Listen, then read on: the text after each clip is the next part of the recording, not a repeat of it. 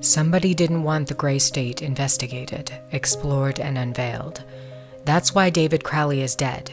He was the writer and director of one of the most controversial movies in modern history, and somebody didn't want him to produce it. What was so threatening about David Crowley and the Gray State concept? Like Gray State, many Hollywood films have depicted apocalyptic themes and end-of-the-world scenarios, yet the directors of these films are still alive. Roland Emmerich wasn't murdered after directing blockbusters 2012 and A Day After Tomorrow. Steven Soderbergh wasn't killed after his movie, Contagion. But David Crowley is dead, along with his wife and child. They were killed before the production could be completed. What was so dangerous about Gray State?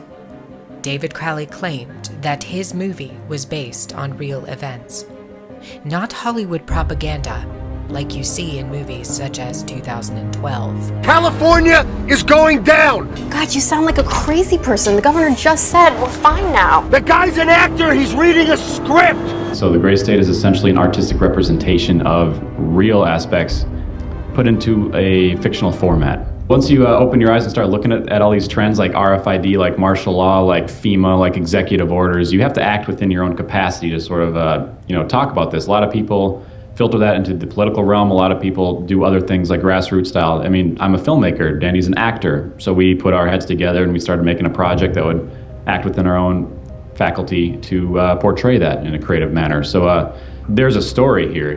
I have to start telling a story. So I was looking for the next film project to work on anyway. I'm like, well, this would be perfect. And it's not really perfect because you have to kind of filter down all this stuff into a narrative storyline that's not just propaganda telling you what's going to happen next, like 2012 or A Day After Tomorrow. It's got to be a human story, and it's got to be enduring and compelling. The way we're different is we're independent, and we don't expect any participation from any studios just because of its contentious nature. I mean, anyone knows that Hollywood has not approached this topic so directly before. That's what makes Gray State so compelling. It's that different. Definitely the trailer is our best efforts to kind of show this world and expose these very real issues that exist in our world today. David claims that Hollywood has never dealt with topics like RFID, internment camps in America, and detention. Instead, they have produced propaganda in place of real issues. When Hollywood does discuss internment and detention, it's almost always about World War II and the Holocaust. Literally thousands of films have been produced about the Holocaust, and yet one single film that addresses the potential for a Holocaust in the United States is stopped mid-production after its director is murdered. Seems a bit odd, doesn't it? They don't want Americans, Canadians, and other Western countries to know what is coming. And that is a plan to intentionally collapse Western society. If you don't believe me, read the plan that's been in the books for over a century, planned out by the Illuminati and penned by Albert Pike back in the 1800s, in his 3 World War predictions. Gray State was simply too threatening. It revealed too much, not just the obvious points of what could happen with the collapse of a society, things like martial law, food shortages, and a provisional government. It goes beyond this. David knew a secret, and he left it inside of the trailer for Gray State, in plain sight. David Crowley used the Illuminati's favorite game against the notorious Cabal. It's a game they've played with the human race for years. They provide clues about the future to toy with us. They did it with 9/11. They've done it with other major catastrophes. It's called predictive programming. On occasion, though, they get outsmarted at their own game. What was David's hidden message inside the Gray State? And could it be the reason for his death? Perhaps the scariest part of Gray State's conceptual trailer is this character here, who appears to be operating a guillotine. David Crowley was very intentional in this frame of the movie. He added something that I believe he wanted the people to know about.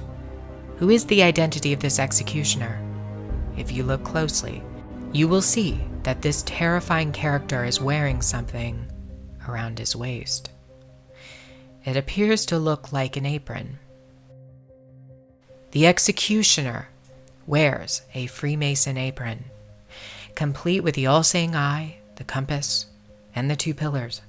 I do believe David Crowley is trying to tell us something. He is telling us that the organization behind the French and American revolutions, the organization behind the Italian Revolution of 1830, the organization that outlined a plan to overtake the Vatican in a document called the Alta Vendita, the organization behind the Trail of Tears and the deaths of thousands of Native Americans under Freemason Grand Master Andrew Jackson, the organization behind the Ku Klux Klan in the United States post-Civil War and its rebirth in 1915, the organization behind the detonations at Hiroshima and Nagasaki during 33rd degree Freemason Harry Truman's presidency. These are men with a radical revolutionary agenda throughout the entire world because they worship and follow a radical revolutionary deity, the first to have led a revolt against the Most High Lord. David Crowley knew something, and he was trying to warn the people.